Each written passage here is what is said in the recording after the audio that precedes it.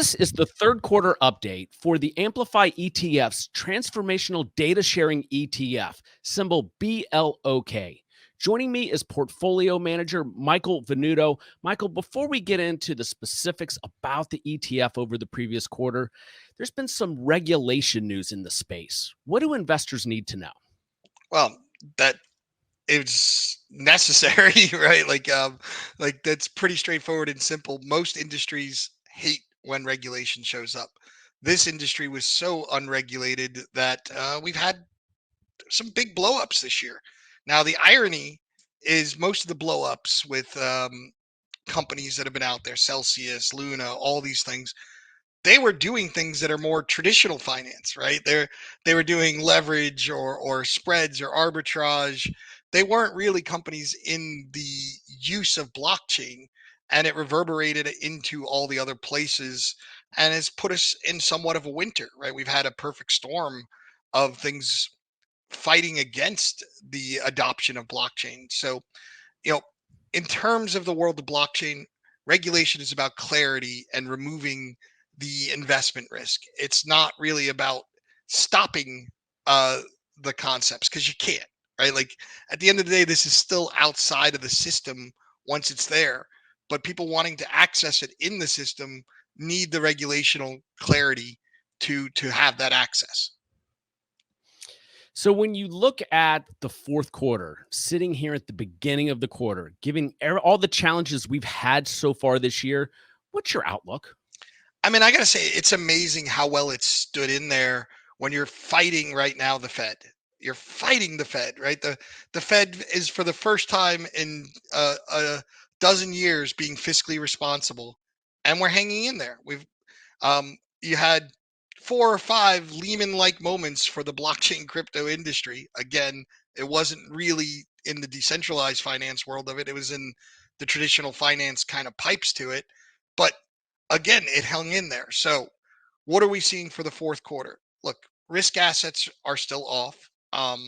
It's going to be tough. We're going to have a difficult fourth quarter for crypto and blockchain and all those things to really rally, unless, and here's the unless, the Fed pivot or clear regulation, right? I mean, unfortunately, right now, the short term returns for blockchain and crypto are linked to the worlds of regulation and traditional finance. The long term is easy. The long term, it's very easy to see how this is going to change the world, the revenues it's producing, the things it's doing to change how data and commerce takes place. That's an easy understanding. The upside surprise is really linked to a Fed pivot. Yes, as with a lot of assets for sure. So as we look at the BLOK ETF, for viewers new to this ETF, what's the investment thesis? Sure. So the idea when we started this a little over back in 2018 was to get people exposure to the public companies that are furthering the use and investment and infrastructure of the blockchain ecosystem. So it's very much a Pix and Axis play, and the way we invest in it is by building segments of that universe and actively meeting with the companies within that universe to find the ones that we think will do well in the environment that we're in. Excellent. So let's dive a little bit deeper into the investment strategy given Sure. that thesis. Sure. So um, the key here is that these companies don't really fit into GICS models, right? GICS models being like how S&P or whoever else would, classify a thing. So about 18% of our portfolio right now is in Bitcoin and Ethereum miners. Well, I guess they're not mining too much Ethereum anymore, but various different crypto miners. Now, they're a leveraged play on this, right? Some of them hold it, some of them don't. Some of them have energy contracts, some of them use renewable energy. All that is very important to us because we're doing the research to diversify those 7 or 8. I think it's actually 9 right now that we have exposure to, even though there's close to 20 that are public, right? For us, the deep research is once you identify a segment that is important to the blockchain ecosystem, it's also about owning the right companies and avoiding the ones that are difficult. The main way we do that is really with a database and a team that meets with these managements. Now, a lot of people say, why bother meeting with management? They can't tell you anything that you don't already know. They're not going to, they're not going to nudge, blue horseshoe. And we're not looking for that. I want to be very clear, not looking for that. What I'm looking for is confirmation on the supply chain. I'm looking for what they know about their other people that they're working with.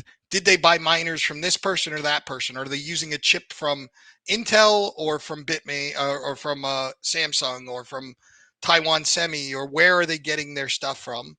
That helps us understand what's really going on. That's helped us avoid owning some companies that have had some significant trouble. So you mentioned segments. So you break the portfolio down into several different segments, and you've added a new one here for the fourth quarter, or I guess during the third quarter. Tell viewers a little bit about the new segment. Yeah, so we've always looked at it in those internal segments. So miners being one of them. Again, not a sector of the S&P, um, but the one that's always been really interesting to us and has been a large part of the portfolio is something we call transactional platforms, right? And that's historically been the Coinbases, the PayPal's, the Visas, some of the banks like Silvergate and things like that. We have broken that platform transactional into two pieces now. Now we call it transactional and application. And the reason I'm adding application is because some of these companies are doing more than just giving you an access point or the ability to invest in crypto. Um, and they're using a blockchain above and beyond that for either different types of transactions or various other ways to do things on a blockchain. So an example would be Roblox or CompuSecure that makes cold storage wallets. Silvergate, it's a bank. They allow people to bank in crypto and they bank for the blockchain companies, but they also acquire Diem from um, Facebook, and they're creating or they've now own a token that could be used for interbank transactions, separate from the traditional, call it, let me just get access to Bitcoin, like a Robinhood or a PayPal is giving you. All right. So when you look back on the third quarter, what changes do investors need to be aware of that happen in the portfolio? Yeah, so in the third quarter, I would say we were a little less active than we've been. Now, what? No, well, that's not the right word. We're definitely very active in the research. We were less active in making changes to the portfolio because we had started to position ourselves more conservatively in December of last year, as previous videos will point to, right? And the winter was here during the summer, and the positioning, we had no desire to shift yet back to a more aggressive stance. Right now, we have higher weights in the segment of private blockchains. That includes companies like IBM and Accenture and things like that. And those have floated to the top. We really haven't added much to the risk assets thus far. The only one that I can think of that we added to was Hut 8. We just think, as one of the miners, they were punished more than others in terms of performance compared to what they're actually executing on. Excellent. So as you look at the portfolio today, are there any holdings that stand out to you? Oh, I'm excited about some smaller new positions like Nubank, which is a fintech in Brazil, and the things that they're doing there. We've been very active in talking to the management. I'm excited, truthfully, about our exposure to Bitcoin itself, through the Canadian Bitcoin ETFs and through micro strategies. I really do think that the long term prospects for Bitcoin specifically as the leader in the world of cryptocurrency and, call it, public blockchains is one of the exposures that's unique to Block that I think is going to be very powerful. So, Michael, the final question for investors or financial advisors who are looking to add block to a portfolio, where does it fit? Yeah, so first off, it's obviously a theme, right? Your clients want exposure to the blockchain ecosystem. We are, as a fiduciary, standing in and doing the best we can to get you those exposures and avoid the problems that are out there in any new industry. Beyond that, I've seen people use it as a core satellite. I've seen it used within theme portfolios. Um, I've seen it as a hedge to traditional finance, like overexpose people in finance or technology. So I do think we've created something unique with an amazing exposure.